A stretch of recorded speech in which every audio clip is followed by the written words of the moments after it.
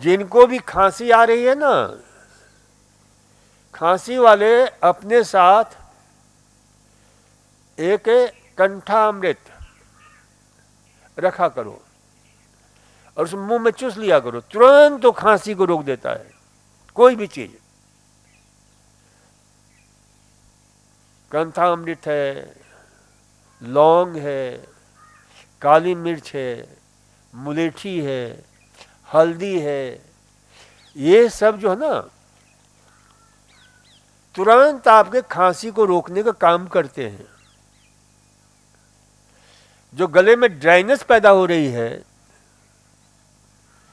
और इससे भी ज्यादा आपको यहां मिलता है, क्या नाम है आपके, गिलोय घनबटी, नीम घनबटी, ये तो बहुत ही कमाल का काम करता है। ये आपके खांसी के दौरे को भी कम कर देता है। ये रिसर्च है, क्योंकि इसमें कुछ ऐसे बीटर्स यानी तिक्ते रस वाले तत्व होते हैं जो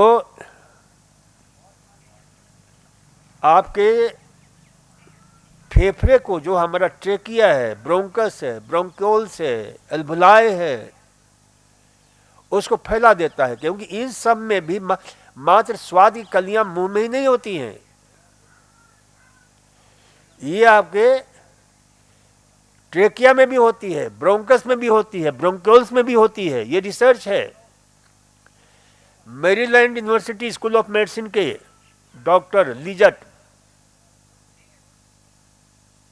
उन्होंने इस क्षेत्र में काफी काम किया है, और वो अचानक ही रिसर्च उनके हाथ में आ गया, क्योंकि वो प्रयोग कर रहे थे कुछ और ये उनके हाथ में लग गया कि भाई हम तिक्त चीजें चूसते हैं तो कैसे फेफड़े की क्षमता बढ़ जाती है, फेफड़ा का सिकुड़न कम हो जाता है।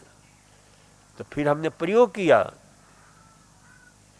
ये नीम घनबटी और आपके गिलोय घनबटी, तो इसको जो है ना रखा करो अपने पास में, और यहां उपलब्ध है सहजता से। तो ये ध्यान रखा करो। और इसके अतिरिक्त ध्यान रखो कि भाई जिनको ये प्रश्न है कि भाई सिरोसिस, सोराइसिस में कुछ चीजें बिल्कुल ही मत खाया करो। ये सोराइसिस भी क्या है, ऑटो इम्यून डिजीज है, यानी हमारे शरीर की सुरक्षा प्रहरी जो CD4 CD8 टी सेल्स होते हैं, जिसको लिम्फोसाइट्स बोलते हैं, ये दोनों ही उल्टा पुल्टा खाने से हमारे विरोध में हो गए हैं। और ये बहुत सारे ऐसे यानी सैनिक तैयार होते हैं शरीर में जो आपके बीमारी को और बढ़ा देते हैं। ऑटोइम्यून डिजीज में ये होता है कि जो हमारे सुरक्षा करने वाली जो पंक्ति है, सुरक्षा करने वाले जो डिफेंस मैकेनिज्म है, उसको ये नष्ट कर देता है। क्यों? तो आज जितने भी ऑटोइम्यून डिजीज वाले हैं, सुन लो अच्छी तरह से ये मेरी बात, fast food, junk food, process food, confectionery food, इसके कम से कम यानी 400-500 जो है खाने के जो ना चीजें होती हैं, लेकिन उसमें क्या होता है, केमिकल होता है, प्रिजर्वेटिव होता है, कलरेंट होता है। जो भी खाते हो आप, चाहे ब्रेड खा रहे हो, चाहे बिस्कुट खा रहे हो, चाहे फास्ट फूड खा रहे हो, चाहे जंक फूड खा रहे हो, चाहे चाउमीन खा रहे हो, चाहे जो भी खा रहे हो, तो उसमें केमिकल होता है। चाहे नूडल्स खा रहे हो, और वो केमिकल्स आपको नशा पैदा कर दे। जब तक खाओगे नहीं तब तक आपको बेचैनी बनी रहती है। जैसे बच्चों को एक नशा हो गया था मैगी खाने की, तो उसमें क्या होता था, मोनोसोडियम ग्लूटामेट। अब ये नशा पैदा करता है, जीव की संवेदना को इतना बढ़ा देता है कि कई गुना आपके स्वाद की कलियां जो इतनी नशीली हो जाती हैं, और बच्चे उस नशे से ग्रस्त हो गए थे। जब तक मिलता नहीं था तब उनको चैन नहीं मिलता था।